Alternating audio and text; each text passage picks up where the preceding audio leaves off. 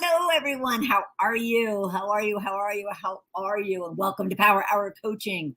I am Bernadette of Qualifier Coaching. And today we get into your questions, your challenges, the things you're dealing with, maybe at work. And actually, one of them, I just got a question, which is more personal, more at home, we'll call it. But if you have any questions or challenges that you would love help with, then please post them in the comment section and I'll be keeping an eye out. We are broadcasting across Facebook and LinkedIn. So be sure to join us there. And at the same time, what Ball of Fire Coaching does is we really help corporate and entrepreneurial professionals be the powerhouse leader they're meant to be. And whatever gets in their way and or whatever is helping and propelling them forward, we want to kind of get into all of that, give you some tips, strategies, sometimes tough love to really ensure you're moving forward and becoming that powerhouse.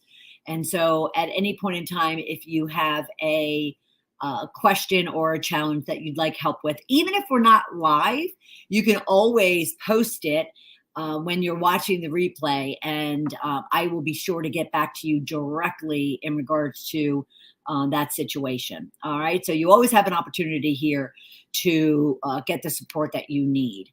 And you can always go to balloffirecoaching.com to learn more about myself and what we do. And I'm so excited, and you're getting kind of, the first peaks, but I'm so excited because we'll be officially launching the new website, which again, you'll get to see now on September 1st.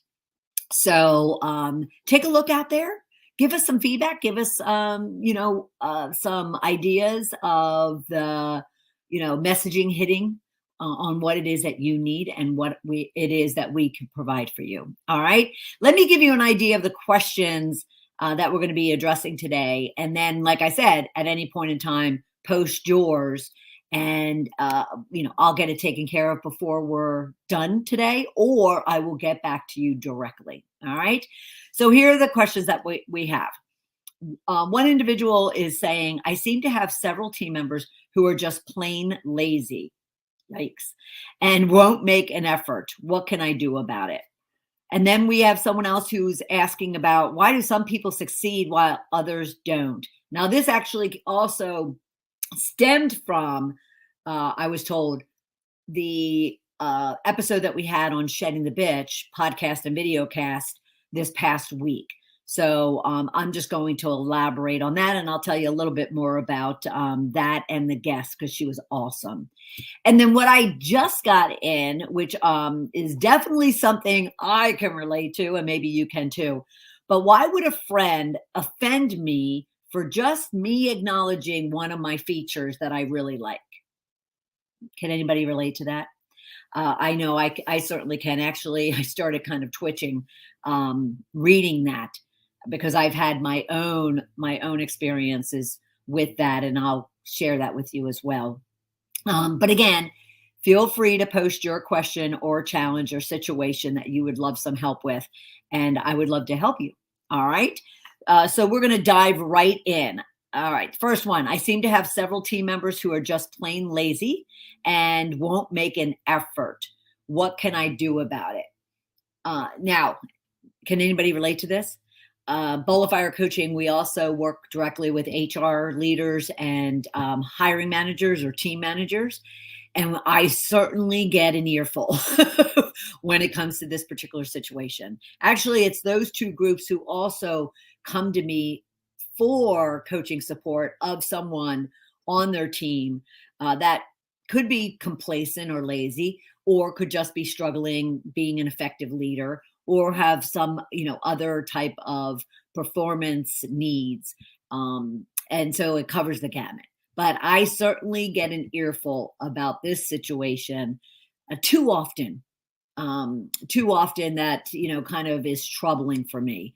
Now, the first thing that I would, ask an individual, and as a coach, I really feel strongly that our job as coaches is to just simply ask a lot of questions, dig into those responses, ask more questions.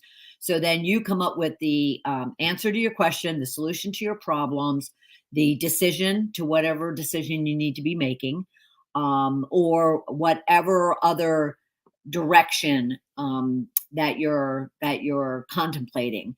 My job is to help you kind of lead your life and your work. And if needed, then I'll jump in and help to navigate. But I'll be probing you for with a lot of questions, and I did the same with her. So the first thing I asked for is, or I asked them about is, have you really sat down and considered what could be causing it? So if you have multiple team members acting in the same way, that's a much different issue than one individual acting out in more of a complacent, lazy, comfortable, unmotivated way. So it kind of elevates the alert system for me as far as when someone says that I have several team members. So as a team leader, your job is to kind of evaluate and assess what could be causing it, and really kind of digging in to make sure that you have a clear and full understanding of it.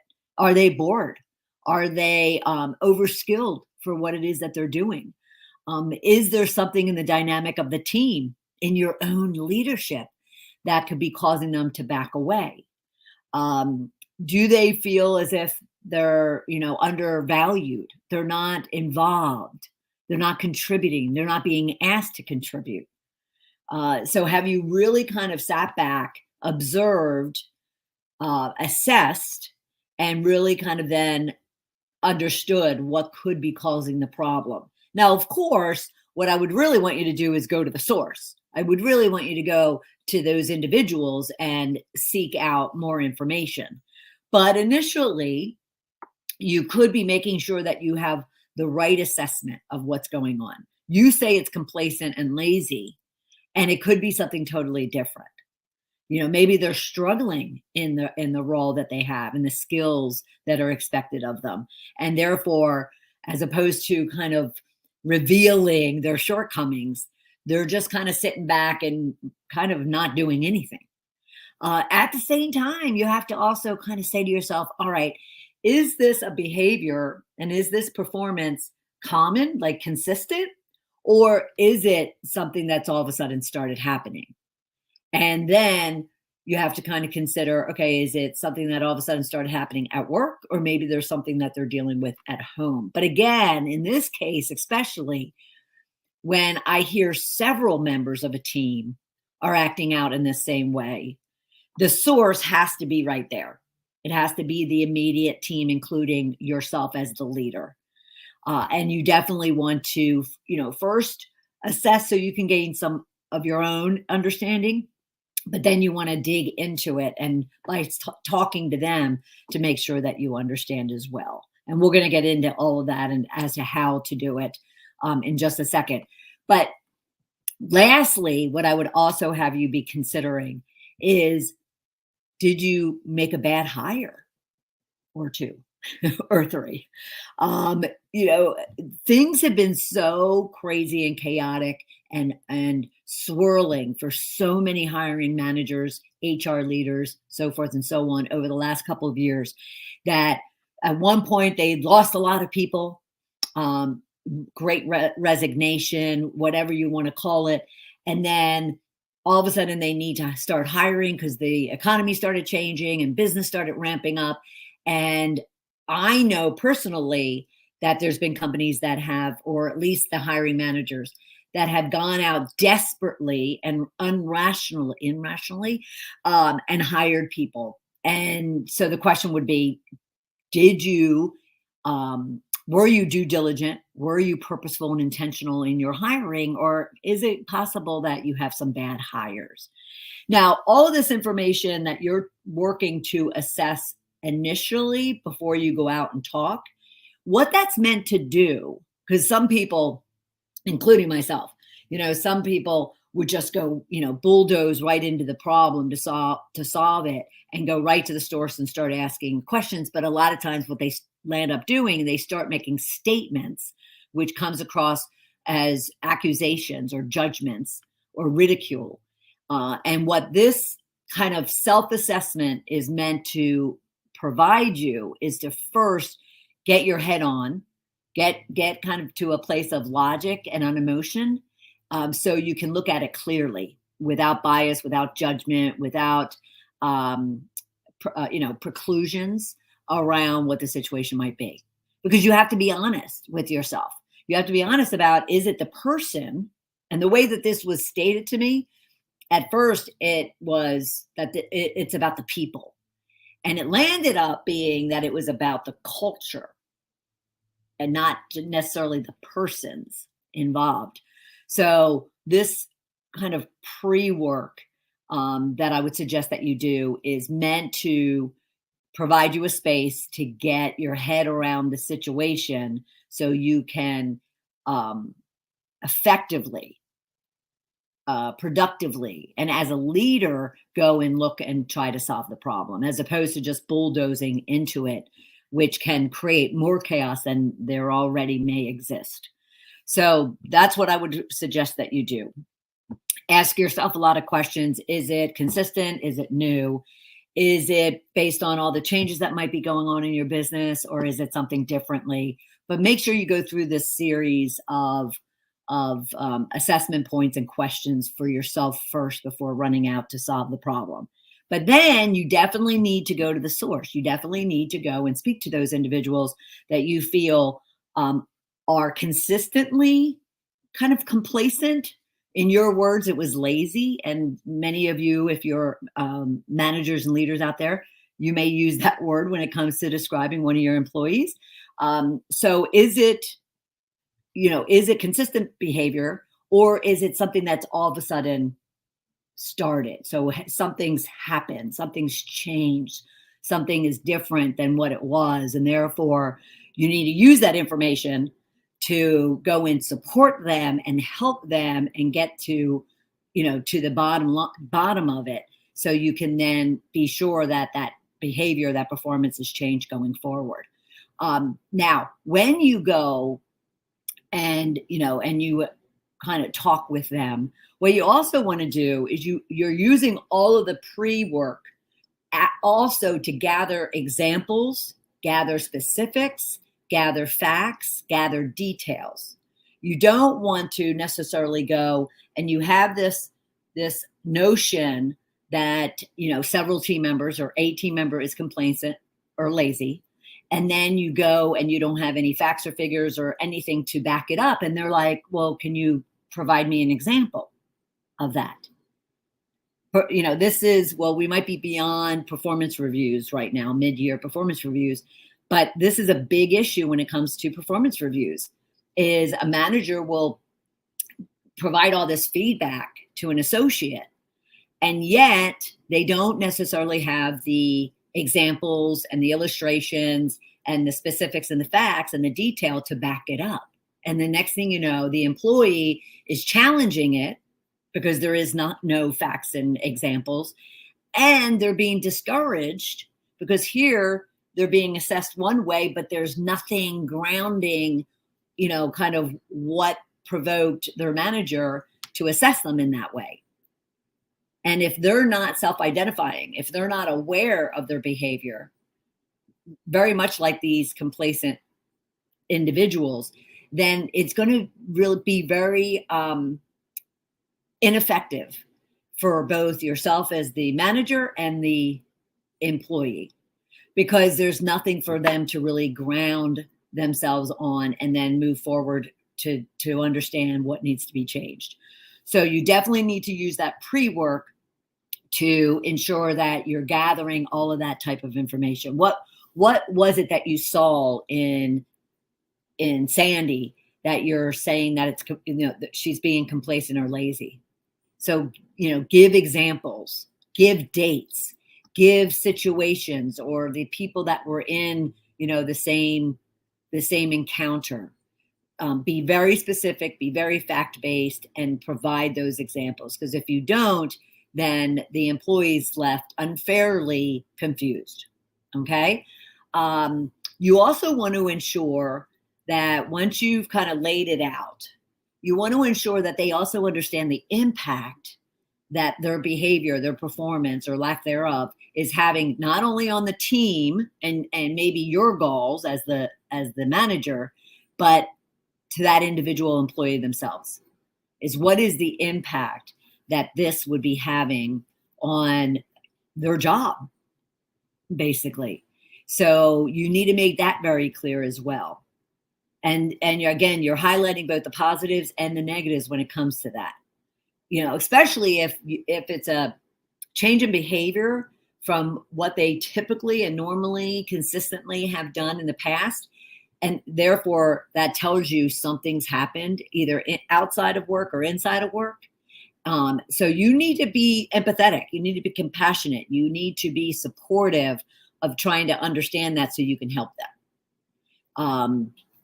And yet at the same time, make it clear of what the impact is to both their job and to themselves and to the work that's meant to be done. All right. And then in this whole process, you really want to be asking a lot of questions and listening so you can understand the situation. You're not asking and listening so you can respond with your judgments, your conclusions, your assumptions, your own take on the situation. You're going to get to a point where you then have to conclude and make a decision as to how you're going to handle it and what needs to happen going forward. But in the whole initial part of the conversation with them, you want to ensure that you're actually genuinely and intentionally inquiring and asking questions that will get you to understand what they might be going through, get them to open up and be forthright and honest and transparent about it. So then both of you together can come up with a solution and the steps, to move forward. But be sure that you're definitely asking a lot of questions with an open heart. And I kind of smirk with that because I'm envisioning a lot of you as team leaders and HR leaders, when it comes to emotional intelligence or heart, it's not top of mind for many. It's not top of mind, but a leader is someone who is empathetic, who is compassionate, who is a great listener, who does listen to understand, who's there to mentor, coach, and support. And you're there to develop and enrich your employees. You are not there. So what you don't want to do is approach it as a complaint or as an issue, because you don't know what's happening. You don't know what's going on unless you've done something about it in the past and it is consistent behavior. But then, that would go back to what we initially talked about. And that is, are you assessing the fact that maybe you have a bad hire? But assuming that none of that is, that pre-work was done and none of that is the issue, then you are really not looking to approach your employees defensively, argumentatively, confrontationally, or with a complaint. You're seeking to understand, and then you're seeking to help them find a solution for both of you and everyone to move forward. All right. And then that brings me to my last tip when it comes to when you do actually approach your employee, and that is work together on a plan. And again, it's questions. So what needs to happen? What do you think needs to happen and be done differently going forward in order for you not to be bored and not to be, considered and perceived as lazy or complacent? Now, it could be the fact that they are bored, that they are overskilled, that they need more challenges, that, they might be telling you that you're not including them. They don't feel valued. They're not contributing. They have far more ability to add value to the team than they're given an opportunity to do so. So that another key part for you as the team leader is you need to accept that. You need to receive that, not get defensive about it, not turn away from it, not shut them down when they start sharing with you and being open with you about how you need, how you can support them and what they need from you. The last thing you want to do is start getting defensive. If they all of a sudden start sharing, well, I don't feel like I'm being included. Well, yes, you are. Yes, you are. Well, how are you not being included? Like, what do that's not going to get you anywhere. But allowing them to share that and continuing to listen for whatever else they bring up, and then even asking, so could you give me an example of where you felt as if you weren't included, you weren't involved? Can you share with me how you don't feel valued, or how you feel that you're not contributing? And let them feel safe to address that with you. It doesn't have to be, it might be uncomfortable, but it doesn't have to be confrontational. They just need to feel safe, and they need to know that you are purposely and intentionally wanting to help them and to come up with a solution for both of you to move forward. All right.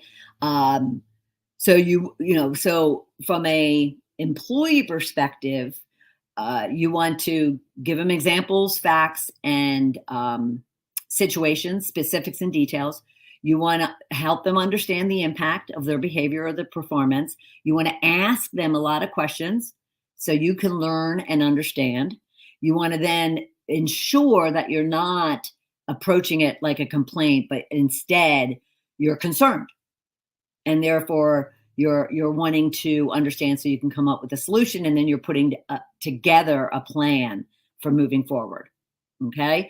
Now, from your perspective, you definitely want to, it comes down to assessing the situation, which was the first part we discussed. It comes down to understanding the difficulty, the challenge, the reason, the cause for this new or ongoing behavior. You want to acknowledge it and kind of be grateful and appreciate that they shared and they opened up with you. And then you definitely want to, come up with that solution so they move forward. But I also want to point out, what can you do as team leaders on an ongoing basis to ensure that your people are always understood, they're always feeling valued and purposeful, that they're contributing, that they're happy and satisfied with their job, as opposed to waiting until, a certain behavior starts spewing up, or a performance review starts picking something out, or a 360 assessment. How do you get ahead of it? You simply kind of touch base with them, touch base with your employees. It's not only about, weekly status meetings where everybody's kind of spewing out and pushing out updates, but it's actually, inquiring, asking, intentionally wanting to understand how they're doing, how they can be successful. What is it that you can do for them? And what is it that they need in order to be successful? So that should happen on a regular basis, not only on your mid-year and year-end reviews that you go over with them.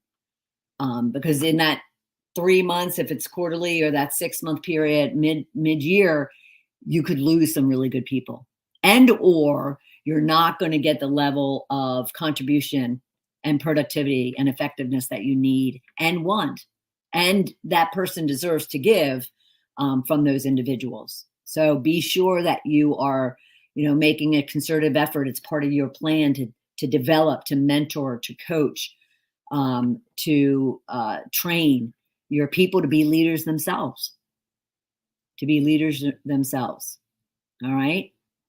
All right. So if you happen to have any question or challenge yourself, whether you're watching this live or in replay, then be sure to post it. And at any point in time, I'll get notifications of it, or someone from the team will, and I will get with you directly.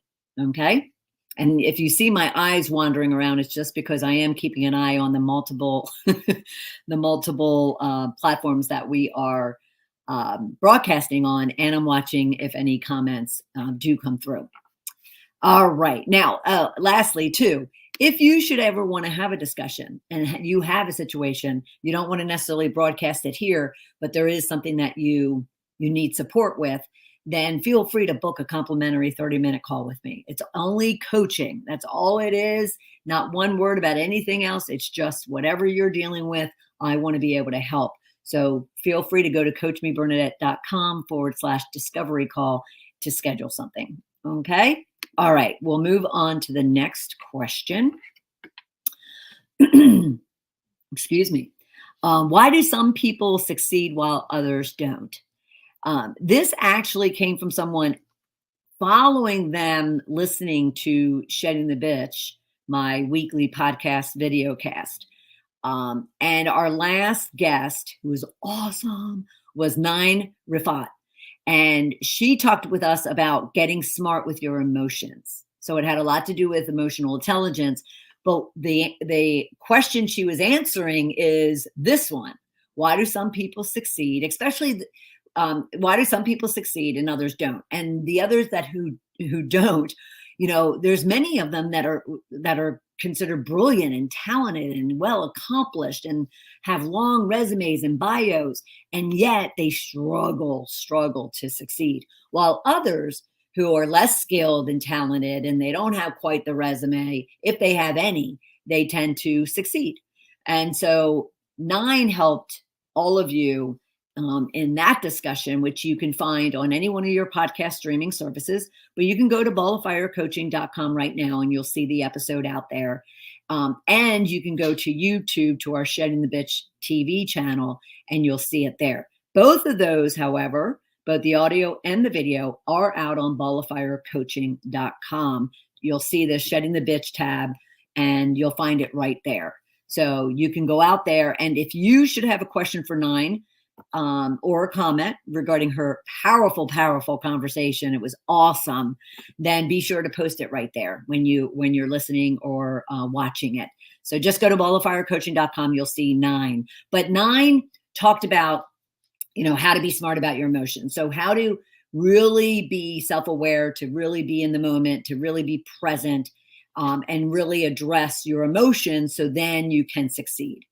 And so when I received a comment out on LinkedIn following her interview, and they were asking me, so I get all of that, but what is your take on it? Like, why is it I'm struggling? And I am very, accomplished. I've had my business for years, and I do have a great roster of clients, and yet I just feel like I'm always, kind of just having a hard time getting up that mountain.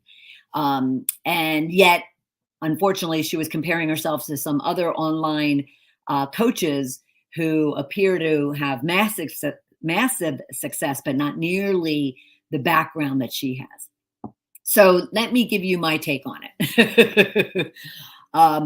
First off, I do, I'm going to sum it up in one word list of things that I think that it takes to be successful. And then I'll break it down. But I feel that it has to do with attitude. It has to do with your willingness. It has to do with your persistence. It has to do with your consistency. It has to do with your accountability. It has to do with your network. So there's a number of things that it definitely has to, it has that kind of, feed into it. It has to do with whether or not you are willing to learn each and every day. But let me break each of those down so you have a better idea as to what you can consider for yourself. If you feel you're struggling, if you feel you're not as successful as you deserve to be, and based on not just your resume, which is what we're going to get to first, not just your resume, but everything else over and above that. So the first one is attitude.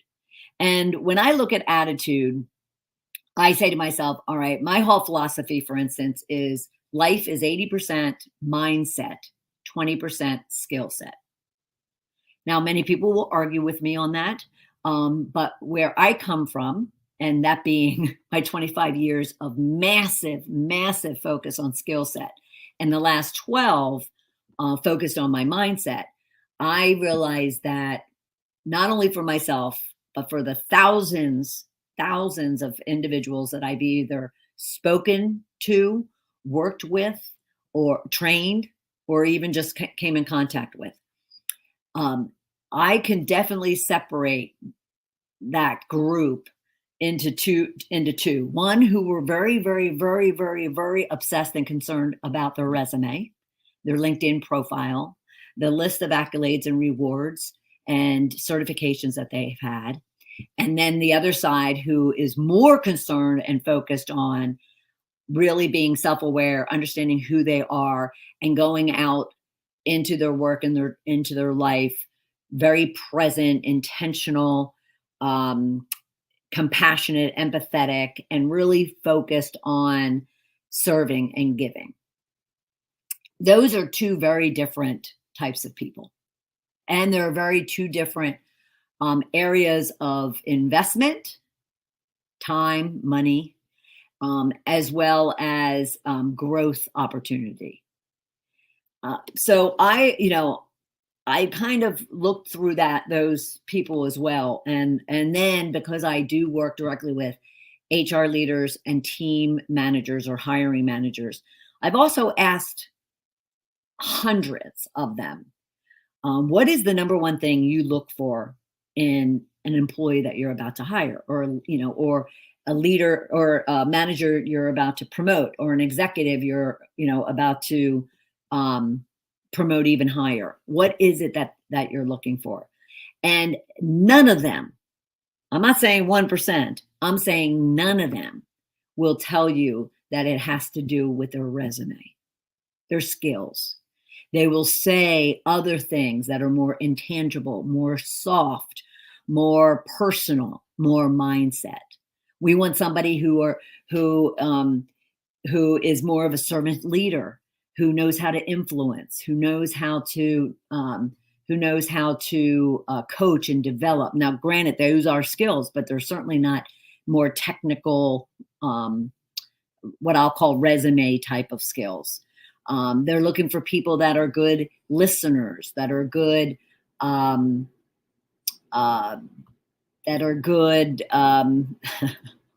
brain's that are good servants, that are good people that want to serve, and they're good for the culture, and they're good for the vision and the future of the company, not just getting the work done tactically, operationally right now.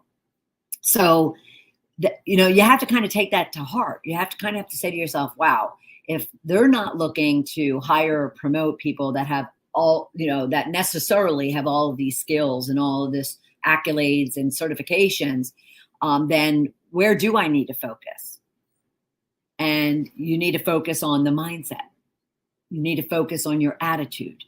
You need to focus on your level of empathy and compassion and kindness and even willingness and persistence, all of those other more softer skills than those hard skills. Because what they'll say after they say, no, we hire, we're looking to hire based on their people skills. The next thing they'll say is, I can always teach them the hard skills. I can always get them a course. I can always send them to a certification. I can always get them an app or a tool that will help them learn their job. I need to ensure that they are a good fit for our culture from a people perspective, that they know how to engage and collaborate and connect and build relationships. I need them to be able to influence and coach and develop. So, that's where they're focused on, which means that's where you need to be focused on. And attitude is your number one thing that will help you be successful. What type of attitude do you go into your work and life each and every day? Do you wake up and you go out and, you didn't address maybe the fact that you didn't sleep, or you're dehydrated, or just really stressed out and emotional, and therefore you go out into the world with a negative kind of angst type of attitude?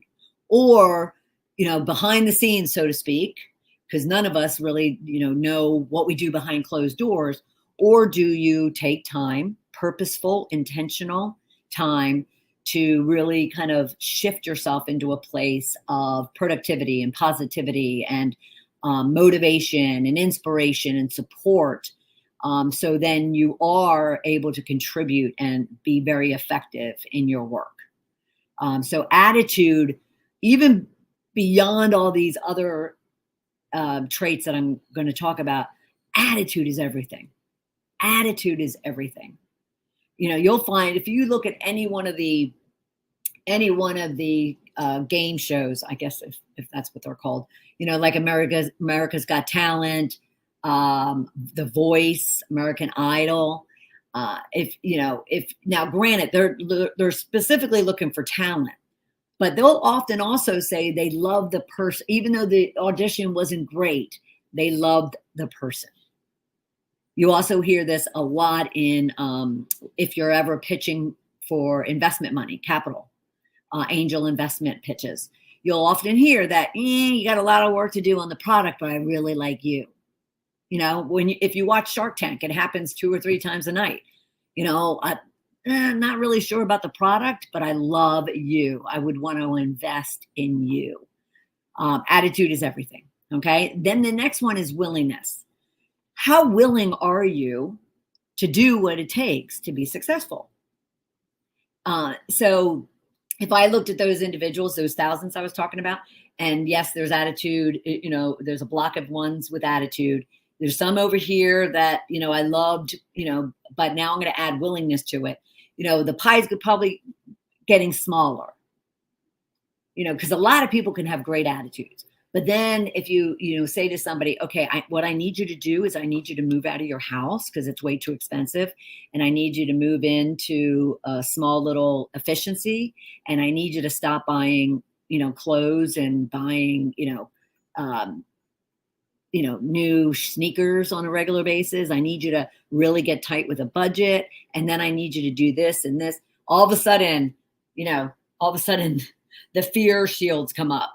The protective shields come up because, oh my gosh, I'm not necessarily willing to make the compromises and the sacrifices that I need to make.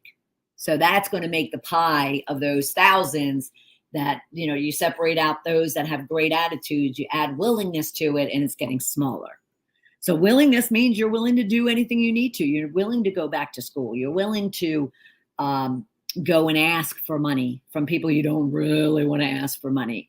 You're willing to kind of scale down and scale back or give up completely what it is you're comfortable with, what it is you've known for so long in order to be successful. So willingness is huge. And then we have persistence. And I should go back to willingness for just a second, because that example of giving up the house and scaling down, that was me. Back about, 8 or 9 years ago, I had to, kind of say to myself, okay, I want to be successful. I'm not quite where I want to be yet. What do I need to do further? And at the time I was starting to write. I was starting to kind of scale down my coaching and consulting so I could write more, because I was writing the screenplay to the book. And if you're not familiar, the book is Shedding the Corporate Bitch. And so I thought to myself, okay, so what can I do to still have money, earn money, but not have to work for it? And so I moved out of my main house, scaled down to a 425 square foot guest house. And I rent my main house. And that provides me, the opportunity that if I don't have a good month at work, then I can still do my writing and still not, push so hard for my coaching and consulting and still be able to write. Now, how many people would want to leave their, main house and move into a 400 square foot house? Well, it's just a matter of how bad do you want it, right? So now things have changed since then. Business is great, and there's really no reason for me to not be in my main house. But at the same time, right now where I am, it would be a little bit foolish for me not to use that investment opportunity. So just consider, what are you willing to do? Attitude, willingness. The next one's persistence. because it's going to get rough. It is going to get rough. It's going to get tough. It's going to get, it's going to get really, really hard at times. And so it's kind of, how persistent are you going to be when you don't want to do something, but you do it anyway? You want to sleep in, but you get up anyway. You don't want to make those cold calls, but you do it anyway. You don't want to, move across the country to take that, promotion in order to get the job that you really want, but you're willingness and persistent, but you do it anyway. And you do it and you do it and you do it and you do it and you do it and you do it and you do it. Persistence. Because even though so much of social media makes you think that, there's all these overnight successes, there aren't. There aren't. People work. As a matter of fact, I forget who it was on the Ellen show years ago. And Ellen asked them about, so what do you think about being an overnight success? And I think it was a woman. And the response was, well, that was the longest overnight success I've ever experienced. Because, they've been working at it behind the scenes, and then all of a sudden it becomes visible and apparent. So you need to have a great attitude, be willing, and you just need to be persistent. And then the next thing is consistency. You need to be consistent in what it is that you're doing. Corporate America provides a lot of opportunity for consistency. It's kind of one job, therefore one list of tasks that need to get done in order to be, accomplished and in order to be successful. As an entrepreneur, for those of you entrepreneurs, consistency is a daily battle. Is a daily battle. And why I say that, the contrast between the two is, in corporate, they have a set vision, a mission, a set of clients, a purpose, goals, products, and service. Everything is predefined. As entrepreneurs, you're changing your mind every day, which is creating all the chaos and the overwhelm and the reason why you're not successful. And so, both though need to be consistent if you want to be successful. Even in corporate, you need to be consistently contributing, consistently adding value, consistently showing up, consistently having a great attitude, consistently being willing. And at the same time, so to entrepreneurs, I'll just layer on the, additional challenge entrepreneurs have, being one, because it is easy to change your mind one day to the next as to what it is you're doing, who you're serving, what it is you're providing, so forth and so on. So consistency is absolutely critical. And then another factor, apart from attitude, willingness, persistence, and consistency, is your network. And corporate America, please understand something. You need to be building your network inside and outside your company, inside and outside your team, inside and outside, the business or the function within your company, inside and outside your industry. If you really want to be successful, one, most likely you won't be in that same company for 20, 30, 40 years like, people were in the past. And two, you want to ensure that you're expanding your horizons. You're always learning, which is going to be one of the traits we talk about. But you're always, kind of getting those tenants out there. So anytime you need support, anytime you need advice, anytime you might need input on a new opportunity or a new job, you want to be able to ensure that you have that network. Now, this network is not only from business connections and peers and acquaintances. It could also be the fact that you want to build a network of coaches, consultants, peer advisors, mentors that you can always lean on as well, whether you hire them professionally, meaning you pay, or you don't.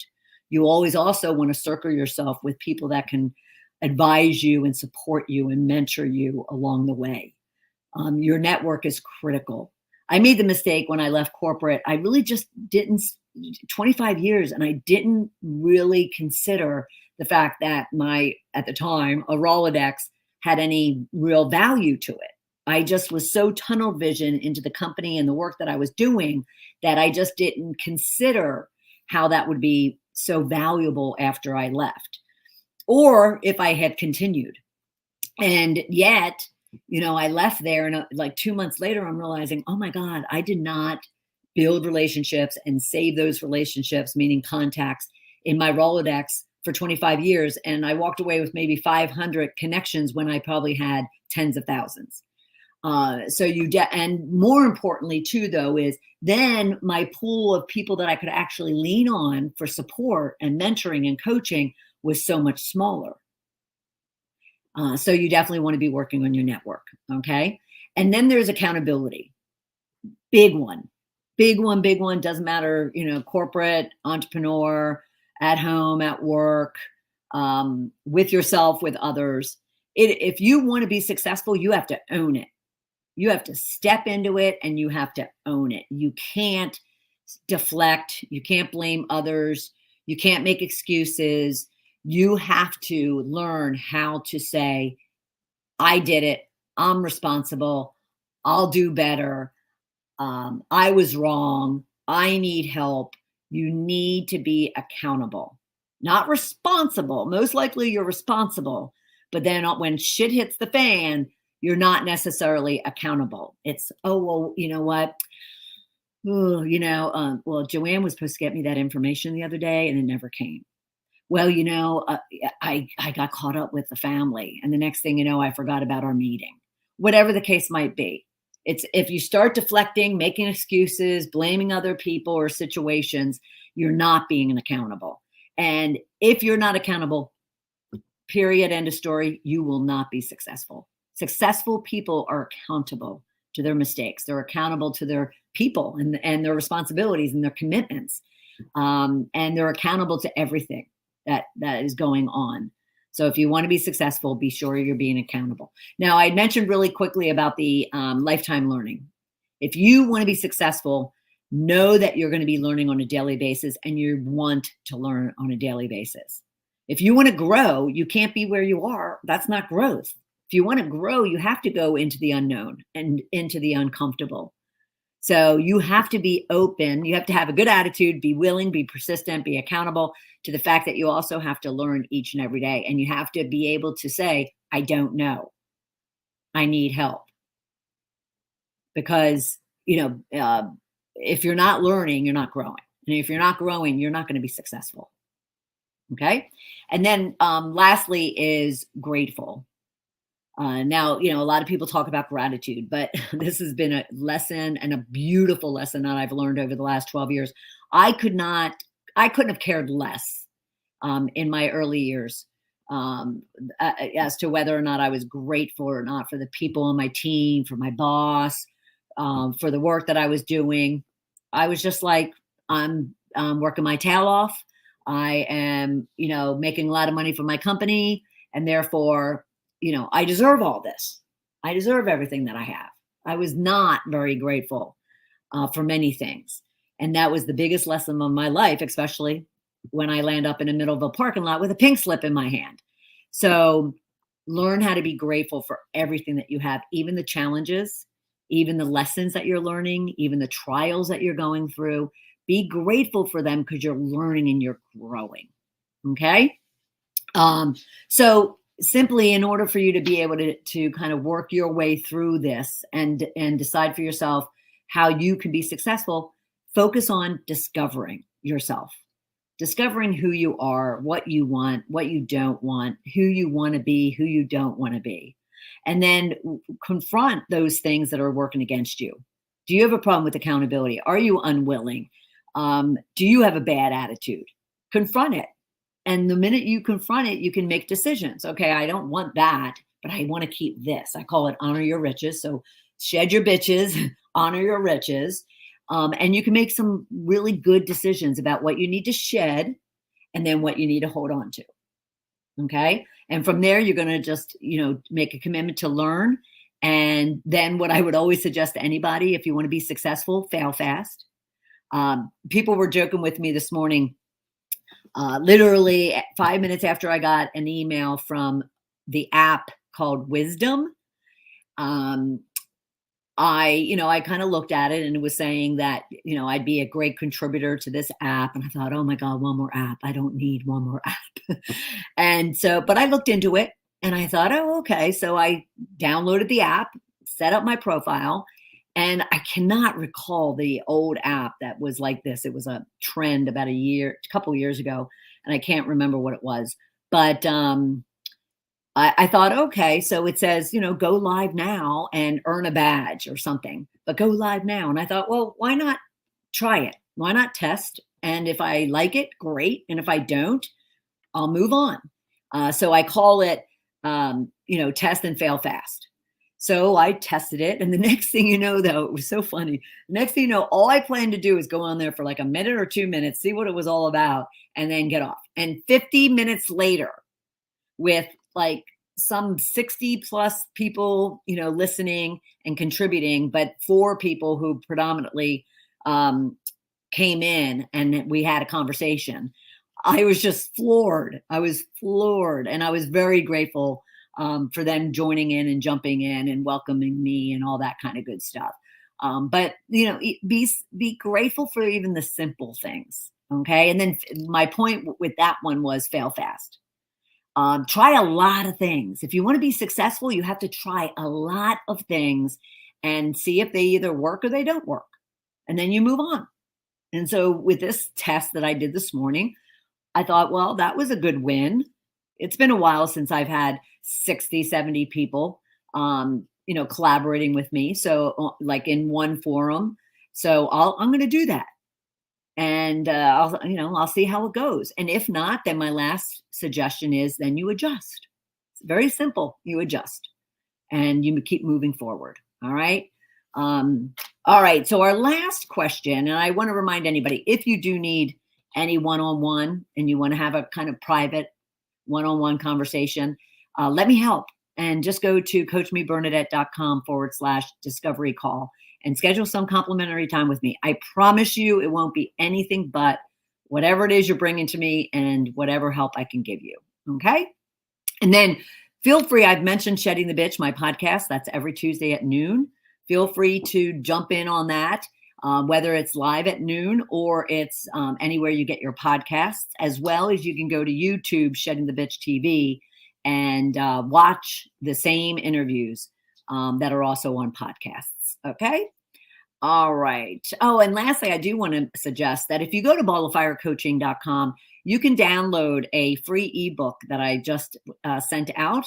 It's called The 3 Must-Have Myths, and it's 3 must-have myths if you want to be successful. So you can also check that out. Our Ball of Fire coaching website is officially launching on September 1st, but you're getting a heads up.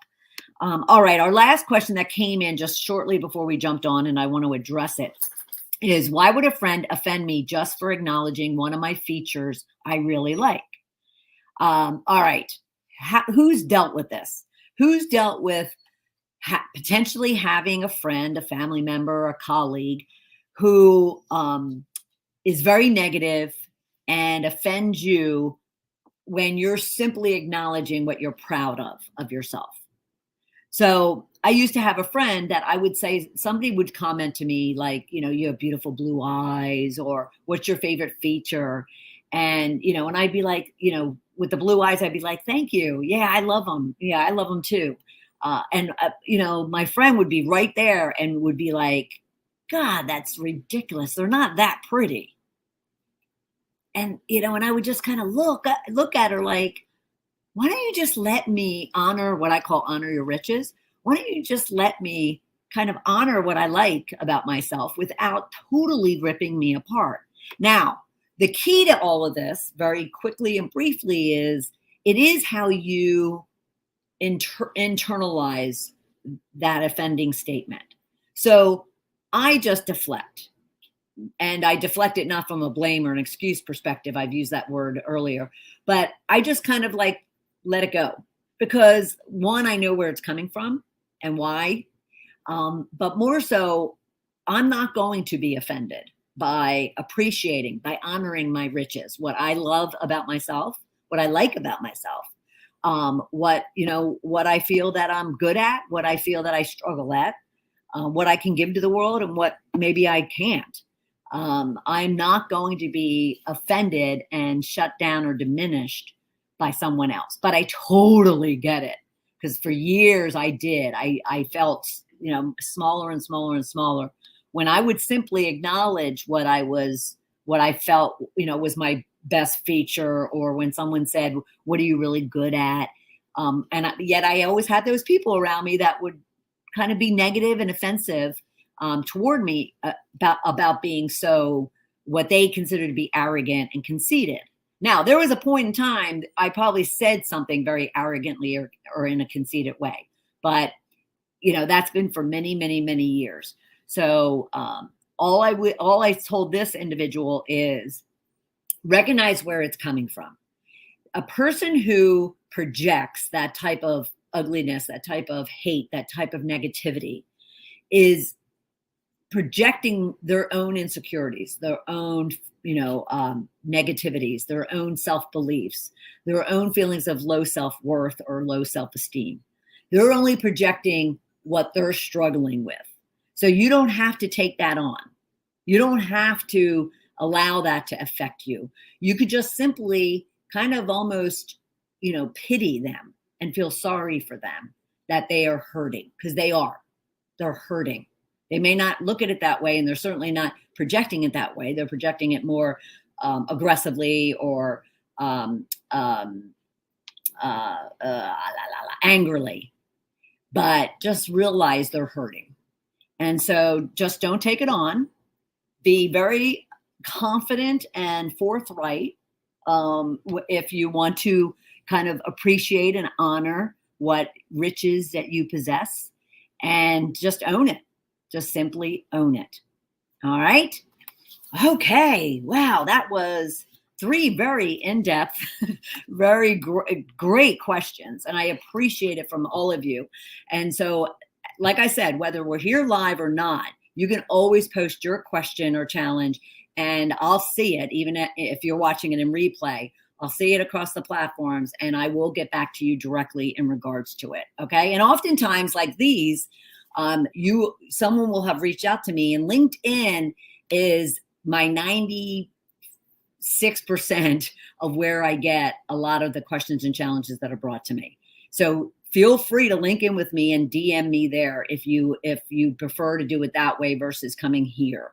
But at the same time, just get help. Just ask for the help. You deserve it. Okay. So do that. Download the 3 myths or must-have myths out on balloffirecoaching.com. And then please stop in on Shedding the Bitch podcast and video cast each Tuesday at noon Eastern time, or anytime you get your podcasts, and anytime on Shed the Bitch TV YouTube. All right. And then I will see you next Thursday at 1 o'clock for another Power Hour coaching. Talk to you soon, everybody. Bye.